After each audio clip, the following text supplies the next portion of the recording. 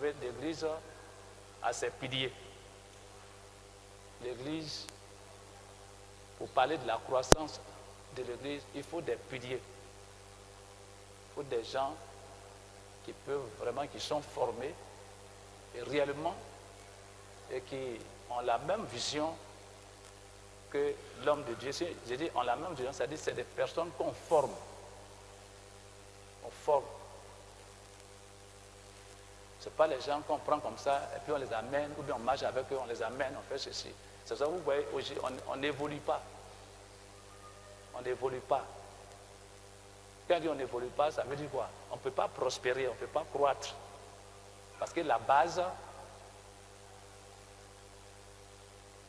elle est fausse. Donc si, dans notre entendement, par rapport à la parole de Dieu, si on sait que réellement l'Église est missionnaire, il faut former les ouvriers. La première mission de l'Église, c'est quoi? C'est l'évangélisation. Maintenant, il faut lire le livre de Matthieu 28. Écoutez bien, hein? C'est vous qui allez le faire. C'est moi, vous et moi, on va le faire.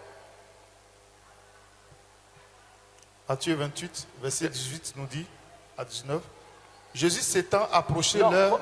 Il faut parler des choses à 19, allons-y à 19. D'accord. 19 nous dit, allez... Il dit, allez. Faites de toutes les nations... Et faites de toutes les nations... Des disciples. Des disciples. Les baptisants... Les baptisants. Au nom du Père... Vous voyez, il dit, allez et faites de toutes les nations des disciples. Et puis il dit quoi? Les baptisants. Les baptisants. Au nom du Père. Au nom du Père. Du Fils. Du Fils. Et du Saint-Esprit. Et du Saint-Esprit. Au verset 20. Et enseignez-leur. Et enseignez-leur. À observer. Voilà. Tu t'arrêtes là. Il dit, et enseignez-leur. À observer quoi? Tout ce que je vous ai prescrit. Tout ce que je vous ai prescrit. Tout ce que Dieu, Jésus nous l'a prescrit. Il nous a prescrit quoi? La parole. C'est la parole. Tout ce qui est dans la parole de Dieu là, il faut leur instruire. Il faut leur donner une instruction. Il faut les enseigner pour qu'ils soient sur la même hauteur que Jésus lui-même. Quand on regarde le comportement des gens, il faut voir, oh, lui, il n'est pas bien, lui, il n'est pas bien. Mais nous-mêmes, là, est-ce qu'on est bien? Est-ce qu'on est bien? On ne pense même pas à l'œuvre du Seigneur. On ne sait pas. On est nombreux. Et lorsqu'on sera enseigné, ça va nous aider partout. Et quand on est enseigné, on est libéré. Quand on connaît tout, on peut diriger une église. Mais si on ne connaît pas, on ne peut pas diriger une église. Or, l'église, pour la diriger, il faut connaître la base. Donc, la première des choses, c'est quoi? C'est les gagner. Dans l'instruction. On dit qu'il faut les baptiser, quoi, tout ça. Aujourd'hui, avant, on le faisait. Parce que les gens, ils avaient une croyance vraiment sincère. Il y a une croyance sincère avant. Quand ils disent je crois au Seigneur, là, ils croient réellement au Seigneur. Donc, il y a d'abord, quand ils viennent, ils sont gagnés, il faut les instruire. Parce que le nouveau chrétien, on ne peut pas le mettre à la même dimension, bien à la même hauteur que les anciens qui sont là. Mais avant de leur dire qu'il y a les anciens aussi, quand eux ils sont venus là, comme ils ont fait pour être anciens, on leur a aussi enseigné. La deuxième chose de l'église, c'est l'encadrement, suivi de visites. L'encadrement. La première chose, c'est les faire venir. Si on les fait venir là, on va les encadrer à partir de quoi? À partir de la parole de Dieu. On ne peut pas encadrer une personne qui est arrivée pour la première fois. On ne peut pas encadrer de la même manière une personne qui est arrivée pour la première fois que la personne qui a duré, qu'on avait déjà encadré. Voilà la nation de la Côte d'Ivoire aujourd'hui. Hein? Les frontières ne sont pas fermées. Mais il y a des gens qui quittent au Burkina, qui quittent nos voisins de Burkina, de Sierra Leone, des choses, comment on appelle ça même là, de Guinée, du Mali, d'où encore plusieurs qui viennent s'installer en Côte d'Ivoire. Alléluia. S'ils veulent avoir la nationalité ivoirienne, ils demandent. Et le pays, les autorités de la Côte d'Ivoire, alléluia, sont obligés de respecter cela pour qu'ils puissent avoir leur nationalité. Alléluia. Alléluia. Mais quand ils viennent là, c'est ça. Ils ne doivent pas se comporter de la façon qu'eux-mêmes ils veulent. Ils doivent faire quoi? Ils doivent se conformer à la réalité, aux exigences de la loi dans notre pays. Même chose, si moi aujourd'hui, je vais aux États-Unis, je suis obligé de me conformer aux choses, aux ordres et aux lois de la nation dans laquelle je suis parti. Comparativement à l'Église, nous étions dans le monde avec nos caractères, différents caractères, nos différents comportements, nos différentes attitudes. Et maintenant, nous sommes venus dans l'Église de Dieu. Qu'est-ce que Dieu fait? Dieu nous ordonne. Dieu, il a des lois. Il a des exigences. Il a des ordonnances. À tout prix, nous devons nous conformer à ces ordonnances-là pour appartenir à Christ. Sinon, si on ne le fait pas, nous sommes toujours dans le monde. Nous sommes des païens. Il faut lire dans le livre des choses, Marc 16, à partir du verset 15. Il faut lire. Marc 16, verset 15 nous dit, puis il leur dit, allez par tout le monde. Il dit, allez par tout le monde. Partout. Le monde. Et prêchez la bonne nouvelle. À toute la création. Hein? Et prêchez la bonne nouvelle dans toute la création. À toute la création. Prêchez la bonne nouvelle à la création. Création, c'est qui? Création, c'est qui? C'est les hommes. C'est les hommes. La nation, c'est qui? C'est les hommes. Parce que chacun est issu de Dieu. Verset 16. Celui qui croira. Il dit celui qui croira. Et qui sera baptisé. Sera sauvé. Mais celui qui ne croira pas. Sera condamné. Voilà. Vous voyez déjà. Si tu n'as pas cru là, tu vas être condamné. Tu peux être dans l'église et puis ne pas croire à la parole de Dieu. C'est lui qu'on appelle la sorcellerie. Ce n'est pas ceux qui sont là-bas. Ceux qui sont là-bas, déjà, eux, ils sont pour le diable. Mais c'est ceux qui sont dans l'église là, qui doivent croire. Et quand on dit croire, ça veut dire quoi? Observer, ça veut dire croire. Croire, marcher en fonction de la parole de Dieu. On n'a pas dit qu'il faut marcher en fonction de l'homme de Dieu. La parole de Dieu qui est prêchée là, c'est en fonction de ça que tu marches. Il faut t'occuper de mes brebis. Si on ne s'occupe pas des brebis qui viennent à nous, Dieu l'a toujours dit, il a dit, il a fait ça. Nous sommes une malédiction. C'est ce que Dieu dit dans sa parole. Si on ne s'occupe pas des brebis qui viennent à nous, c'est parce que nous, on est délivrés, on est là. Les brebis qui viennent à nous ont des comportements démoniaques, sataniques. On doit tout accepter pour qu'on puisse leur infliger le comportement de Dieu qui est dans notre vie. Mais si on se dit, non, il est comme ça, il est ceci, il est comme ça. Mais nous voulons quoi maintenant? Nous voulons quoi?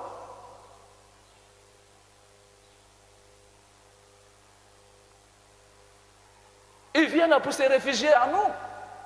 En tant que des hommes de Dieu, des serviteurs de Dieu, des gens ouins, des ouvriers de l'Éternel. S'ils viennent vers nous, on doit les accepter. Au fur et à mesure, ils ne vont pas changer. Mais quand quelqu'un vient de plus dire, tu es voleur, tu es ceci, tu es comme ça, on doit.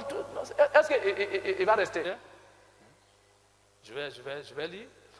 Quand vous prenez une nation dans le monde entier, vous trouverez d'autres personnes et d'autres nations et qui entrent dans les autres qui viennent dans les nations pour s'y installer. Dans laquelle vous êtes êtes là, les gens viennent et puis ils sont votre chose, comme on appelle partenaires, ils sont aussi, ils ont les mêmes valeurs que vous, ils ont la même nationalité que vous, parce qu'ils veulent rester, parce qu'ils trouvent que là est bon, c'est Dieu qui les a envoyés, ce n'est pas mauvais. Alléluia. Alléluia. Mais pour qu'ils puissent s'installer, quand ils viennent là, ils puissent s'installer, ils doivent... Qu'est-ce qui se passe? Qu'est-ce qui se passe? Le pays est organisé. Hein? Il y a le ministère de quoi? De la défense. Il y a le ministère de la sécurité. C'est-à-dire les policiers, quoi, tant. Ce ministère-là. Hein? Le ministère des choses, comment on appelle ça même là? Des affaires étrangères. Hein? À partir de tout ça là, ils s'occupent de leur nationalité. Vous voyez? Donc déjà, on ne va pas donner...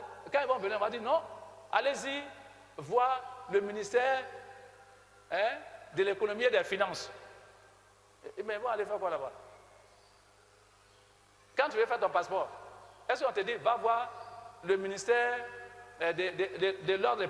pardon, le ministère des choses, comment on appelle ça même là? Hein? Le ministère de l'agriculture. Hein? Non. Tout est organisé. Donc on dit, va voir le ministère de la sécurité. C'est eux qui font les passeports.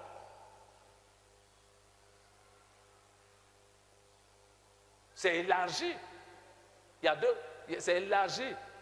Jusqu'à ça va où on fait aussi les cartes d'identité, des cartes de séjour. Pour que tu sois en règle avec ceux qui sont dans le pays et que tu puisses marcher de la même manière que eux.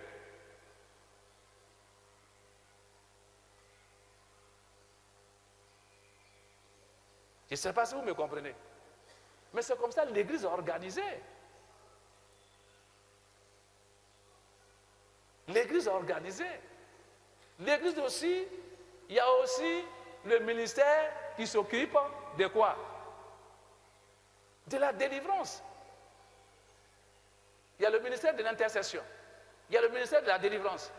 Il y a le ministère de l'économie et des finances. Il y a le ministère de l'ordre et de la sécurité. Alléluia. Alléluia. On dit, allez-y voir le ministère de la délivrance. Parce que le ministère des choses, comment on appelle ça, de l'évangélisation, lui, ça va, quand vous venez là, c'est lui qui vous fait venir. Alléluia. Il vous fait venir. Maintenant, quand vous venez, alors on vous remet à qui? On vous remet à qui? On vous remet au ministère de l'enseignement. Le ministère de l'évangélisation. Alléluia. Hein? Alléluia. Elle ne peut s'exercer s'il n'y a pas le ministère de l'enseignement. Donc si on veut voir, c'est le ministère de l'enseignement même qui est très important. Quand on dit très important, c'est-à-dire son objectif, c'est de t'enseigner, c'est de mettre Jésus-Christ en toi, c'est d'enlever ce qui est en toi à partir de l'enseignement. Alléluia.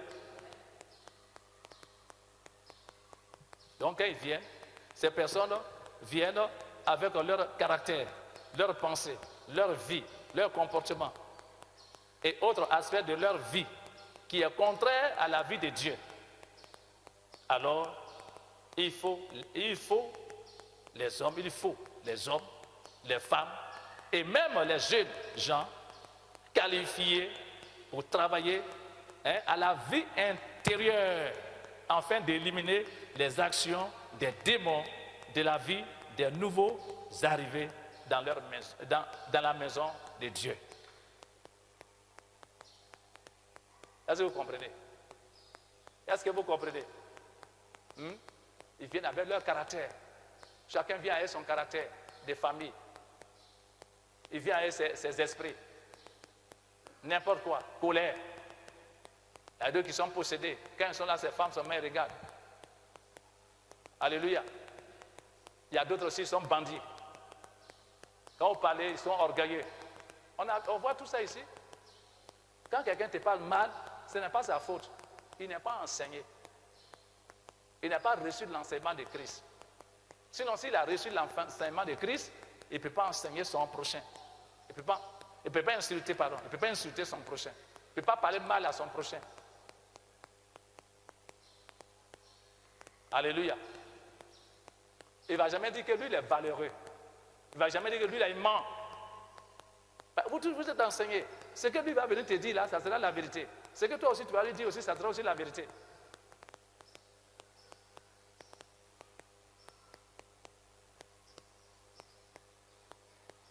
Est-ce que vous comprenez? Et puis vous n'allez pas avoir peur de quelqu'un.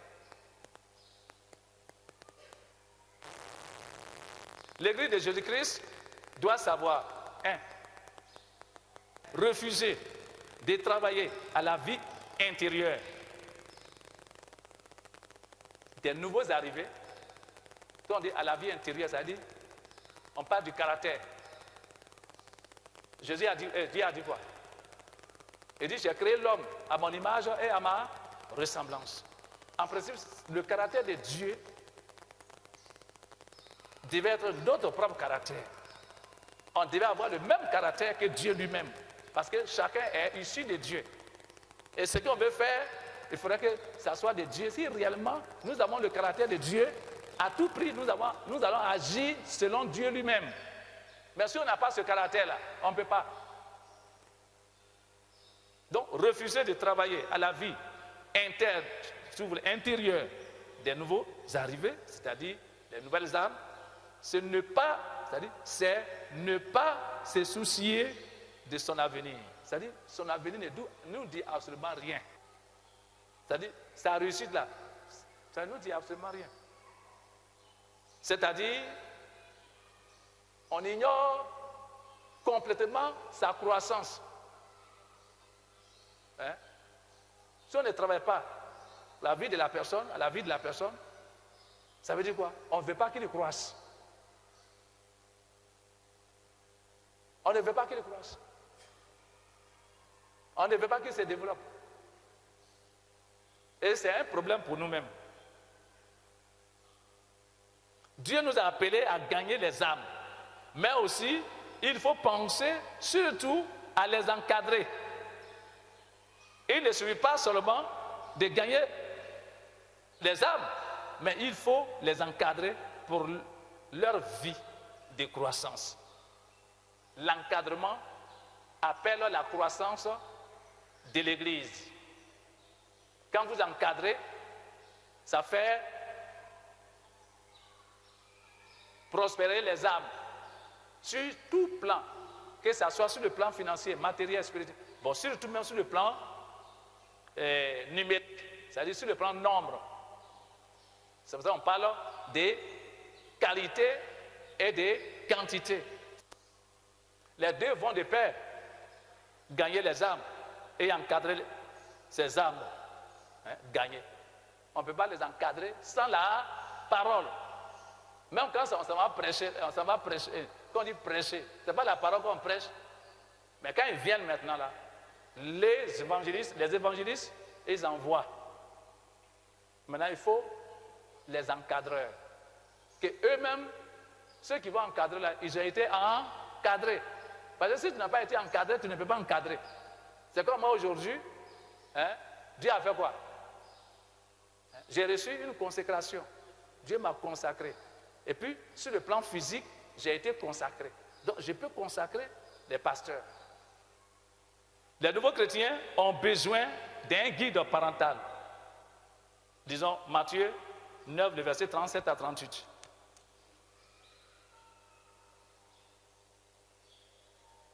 Ça, c'est une introduction, en gros, pour que vous puissiez comprendre quelque chose.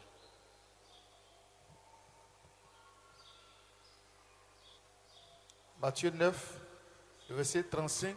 37 à 38. 37 à 38 nous dit, alors il dit à ses disciples, la moisson est grande. La moisson est grande. Mais il y a peu d'ouvriers. Mais les bien-aimés, il y a peu d'ouvriers. Priez donc le maître de la moisson d'envoyer des ouvriers dans sa moisson. Qui disait ça? Jésus. C'est Jésus. Il dit la moisson, elle est grande. Or, il y a peu d'ouvriers. Il y a peu d'ouvriers. Alléluia. Il y a peu d'ouvriers. Vous voyez, non? Il y a peu d'ouvriers. Nous ne sommes pas nombreux. Et la Bible aussi parle, il y a peu d'élus. Les élus, c'est les leaders, ils ne sont pas nombreux. Donc les leaders doivent former beaucoup d'ouvriers. Mais avant de les former, nous devons prier. Eux, ils prient. Et puis ceux qui sont qualifiés, c'est-à-dire qu'ils sont qualifiés d'une manière spirituelle. Si vous voulez. Dieu les a qualifiés déjà. C'est-à-dire que tu as eu une approbation, tu as été désigné, tu as été choisi. Et puis tu viens. Mais il faut qu'on t'enseigne. Il faut qu'on t'enseigne. Pour que tu aies cette qualité d'ouvrier. Je ne sais pas si vous comprenez. On dit que quelqu'un est en terminale, mais il va en terminale. Il va en terminale.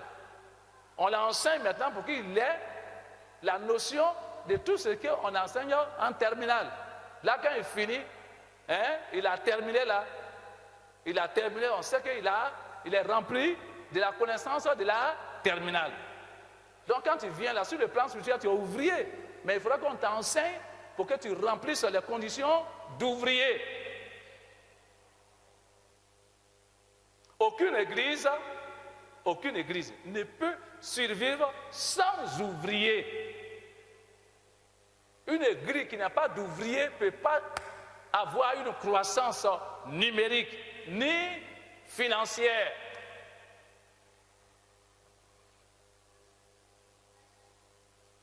Vous comprenez? Une église sans ouvrier, aucune église ne peut survivre sans ouvrier. Quand il n'y a pas d'ouvrier, Jésus m'a dit quoi? Il n'y a pas assez d'ouvriers. Alléluia. Il n'y a pas assez d'ouvriers. Il faut qu'on prie pour que les ouvriers. On n'a pas dit qu'il faut qu'on prie pour que les sorciers viennent. Là-bas, là. Il y a pas, on ne s'occupe pas d'eux. Quand on parle de la sorcellerie, c'est ici dans l'église. Quand tu ne vis pas selon la parole de Dieu, tu fais la sorcellerie. Tu es du diable. Or, nous, on est venus pour recevoir la parole de Dieu. Et c'est cette parole-là que maintenant nous allons recevoir pour que nous soyons libérés et que chacun puisse être sauvé. Les nouveaux chrétiens ont besoin d'une nourriture spirituelle. De même qu'un bébé qui est assisté par une personne.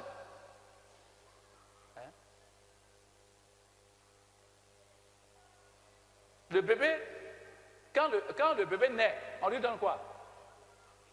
Lisez 1 Pierre 2, le verset 2.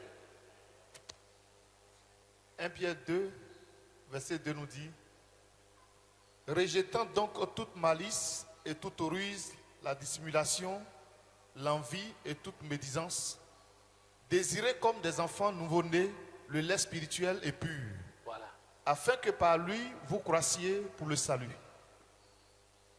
Amen. Amen. Donc, ça veut dire quoi? Ça veut dire que les nouveaux chrétiens qui arrivent, il faut leur donner le lait pur, la parole de Dieu. C'est-à-dire, eux, quand ils viennent là, ce qu'on leur donne là, ce n'est pas même ce que nous qui sommes là. Mais c'est que la différence que vous ne pouvez pas voir, vous ne savez pas le plus souvent, par rapport au dimanche. Dimanche là, tout le monde vient prier. Et Dieu envoie un message pour le peuple. Chaque dimanche, Dieu envoie un message pour le peuple. C'est-à-dire, il envoie la nourriture dont le peuple en a besoin. En principe, les dimanches, on n'enseigne pas. Nous, par exemple, Dieu nous a dit quoi? Prenez mercredi pour faire la délivrance. Et puis prenez dimanche et vendredi pour instruire. C'est ce qu'on appelle l'édification des chrétiens. On va à l'édification. On va à l'enseignement pour nous édifier.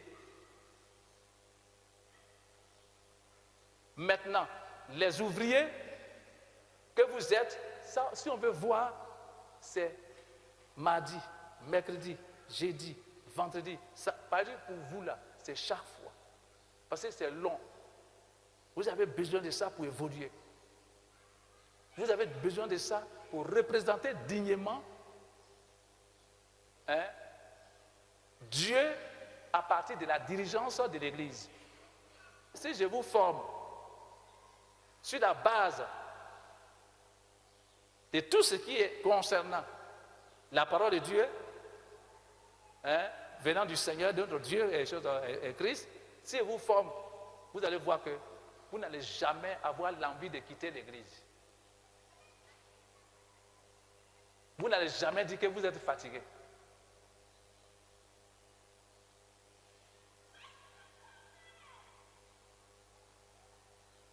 Jamais. Puisque dans les 7 jours-là, Dieu a travaillé pendant 6 jours et puis s'est reposé le 7e jour.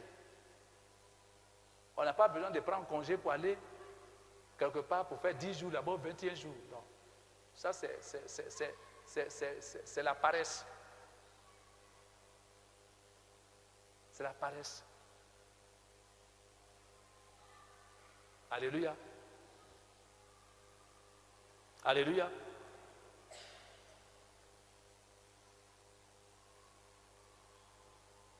Donc, le nouveau chrétien, on lui donne la nourriture, le lait, c'est ce qu'on lui donne. On l'enseigne. Et il y a les enseignements appropriés à ça. On l'enseigne. Et puis il grandit.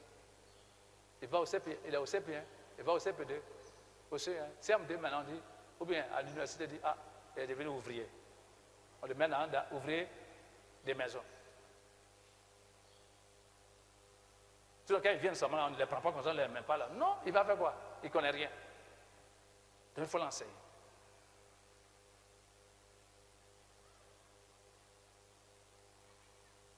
Vous comprenez maintenant? Ces nouveaux chrétiens ont besoin à ce que les responsables, les anciens, soient souvent à leur côté. Bon, les anciens, les responsables, eux déjà ils sont venus, on les a enseignés. Ils ont été tous enseignés. Ils ont fait aussi église des maisons. Ils ont été ouvriers. Et puis maintenant ils sont devenus anciens. Moi, je vous dis tout le temps, à l'église, comment on appelle ça même là? Comment on appelle ça? Réveil. On ne m'a pas suivi. C'est Dieu seulement qui m'a suivi. Mais je dirigeais 2 cellules le même jour, un mardi. Je quitte chez la servante de Dieu et puis je vais chez l'autre. Mais je marche. On ne me donne pas 5 francs. On ne me donne pas de transport. Qui s'occupe de moi-même?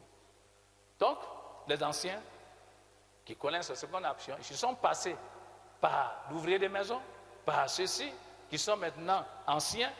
Vous voyez, on dit ancien. Quand on dit un ancien, c'est un pasteur. Il connaît sa vie. Il connaît ses responsabilités. Il sait quoi il faut faire. Les anciens, soit suivre, ils se mettent de leur côté, puis les suivre,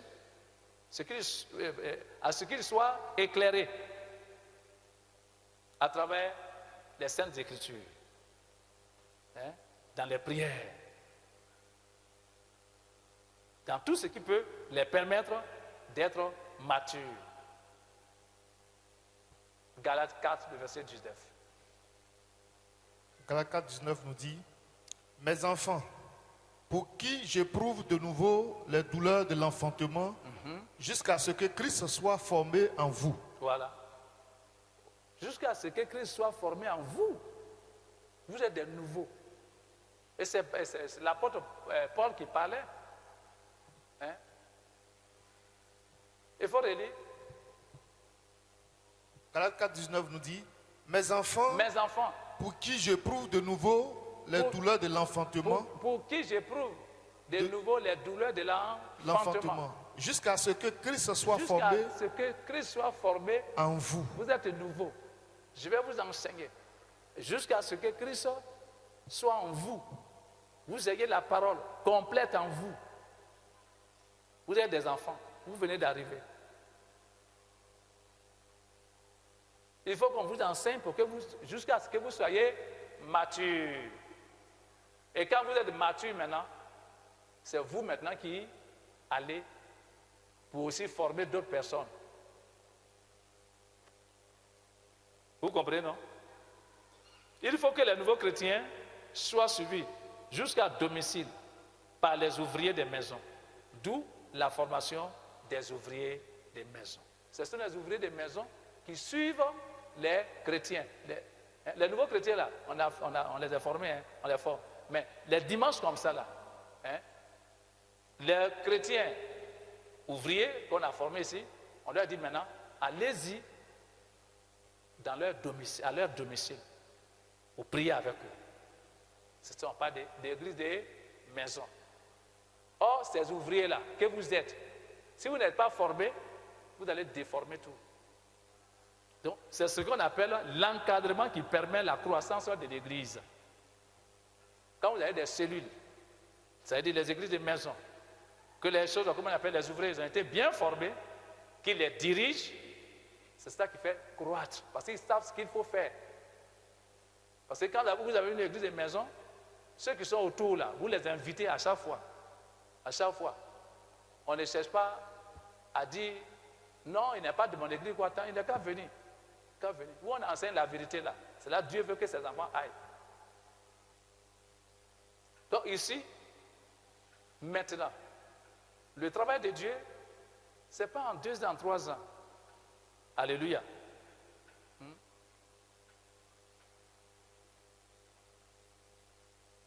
D'abord, quels sont ceux qui sont concernés dans l'église là?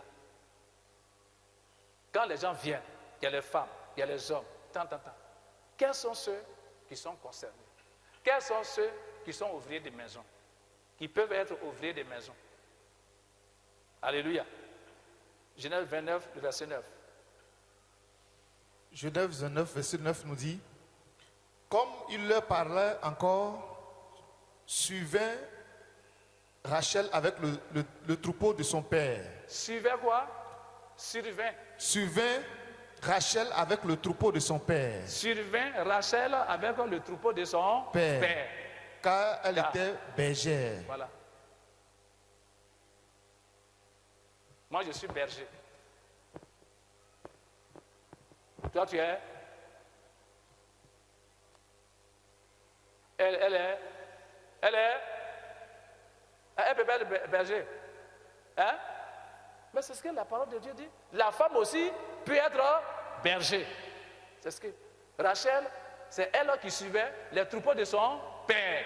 Elle était bergère. Donc le berger là, ce n'est pas l'homme seulement. La femme aussi, elle est berger. Quand on partait dans une église et puis on dit non, ici là, les femmes ne prêchent pas, il ne faut pas ceci, quoi, faites beaucoup attention. Donc vous les femmes là, vous devez vous lever. Ça c'est Genèse qui dit ça.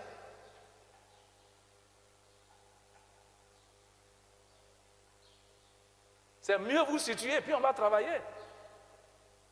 Si tu sais diriger, quelqu'un qui a, est-ce qu'une personne a un seul esprit? Il y a plusieurs esprits.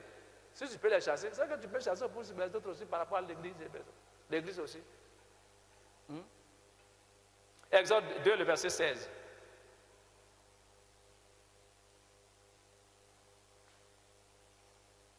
Exode 2, le verset 16 nous dit, le sacrificateur de Madian avait 7 filles. Avec combien? 7 filles. 7 filles. Elles vinrent puiser de l'eau. Et elle remplit les auges. Les auges pour abreuver le troupeau de leur père. Les bergers arrivèrent et les chassèrent. Alors Moïse se leva, prit leur défense. Il fit boire leur troupeau. Quand elle fut de retour auprès de Ruel, leur père, il dit, pourquoi revenez-vous si tôt aujourd'hui? Elle répondit, un Égyptien nous a délivrés de la main des bergers. Et même il nous a puisé de l'eau et a fait boire le troupeau. Voilà, que Dieu nous. Amen. Le troupeau, qui les dirigeait? 7 filles. De qui? De Ruel. De qui? Ruel. 7 filles. Elles étaient bergères. Elles dirigeaient le troupeau. Donc les femmes, ne soyez pas derrière. L'église là, l'homme il a 2 bras. Quand il marche là, si un bras est comme ça là, c'est difficile. Or, quand il marche, et puis il fait les bras là comme ça, là, vous voyez qu'il va vite. Donc, les femmes aussi ont leur place au milieu des pasteurs. Mais le plus souvent, ça dépend de votre vie de consécration. Vous voyez aujourd'hui, quand vous partez dans les choses, comment on appelle ça même là, dans les filières financières, vous arrivez là-bas, vous allez trouver la plupart des femmes. Parce que les femmes là, elles sont sincères. Mais quand elles veulent te tromper aussi, si elles te trompent là, vraiment, tu tombes jusqu'à même. Quand elles veulent tuer là, pour te tuer, c'est facile. Alléluia. Lisez par exemple, ça c'est pas le travail, lisez. Joël 2, le verset 28. On a vu ça mercredi. Et toi aussi tu prépares Acte 2, le verset 17. Joël 2, verset 28, il a écrit. Après cela, je répandrai mon esprit sur toute chair. Voilà. Il dit après cela, je répandrai. Après quoi?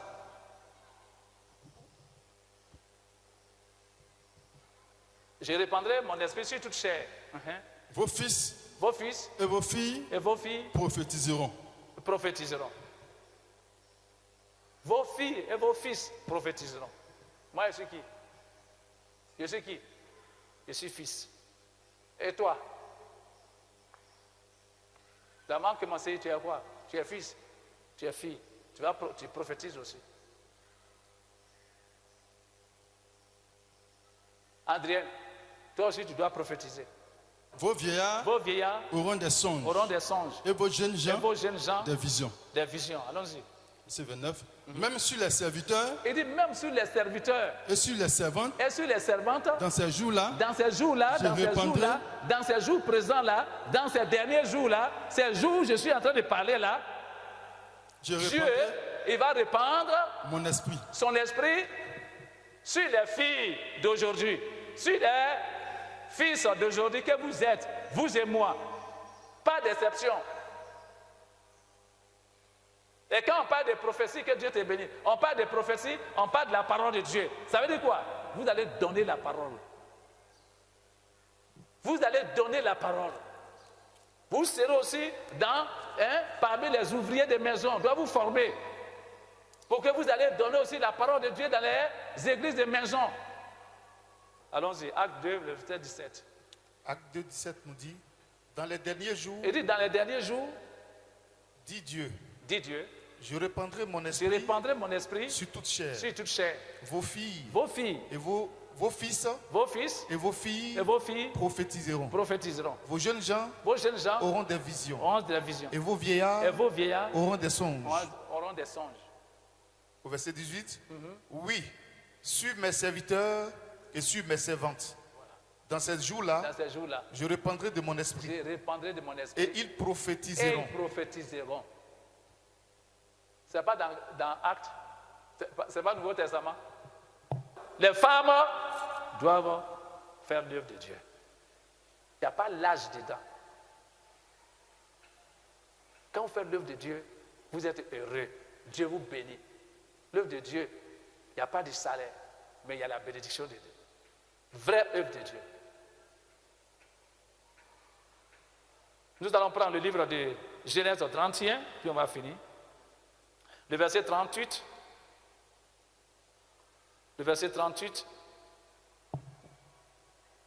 Genèse 31, verset 38 nous dit, voilà 20 ans que j'ai passé chez toi. Voilà 20 ans que j'ai passé chez toi. Tes brebis et tes chèvres. Tes brebis et tes chèvres. N'ont point avorté. Et je n'ai point mangé les béliers. Les béliers de ton troupeau. Au verset 29, je ne t'ai point rapporté des bêtes déchirées. J'en ai payé le dommage.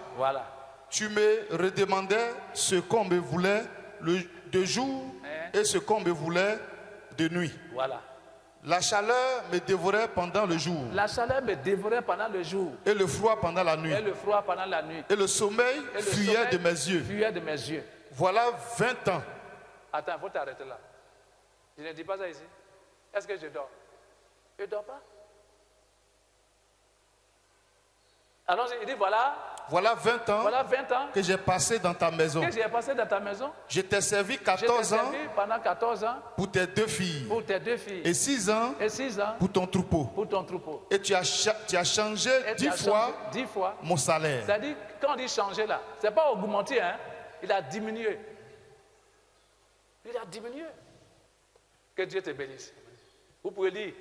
Ici, il s'agit de qui? Il s'agit de Jacob. Jacob est qui? Jacob est puis de là-bas. Hein?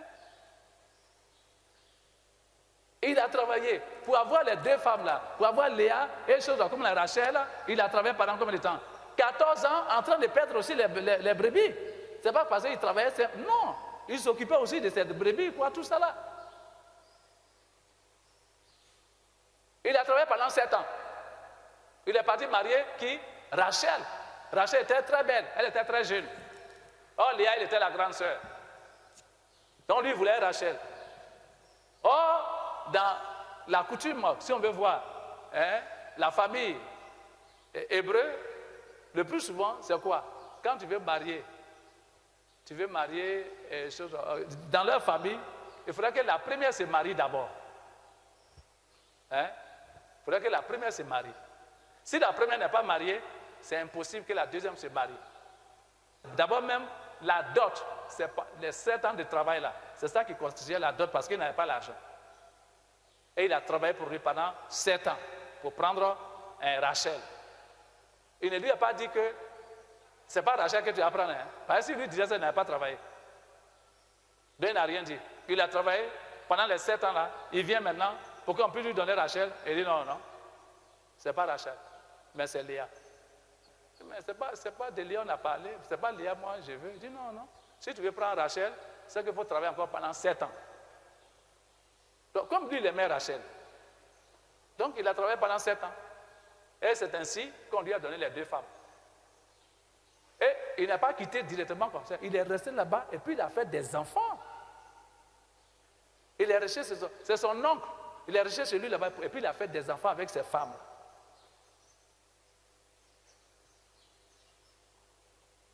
Vous pouvez lire la suite. Vous pouvez lire la suite. Mais il a fait combien de temps? 20 ans. Et il a dit, maintenant là je vais partir. Il a été béni. Que vraiment Dieu nous bénisse. Que le Seigneur nous entende. Donc voilà, aujourd'hui, ça c'est l'introduction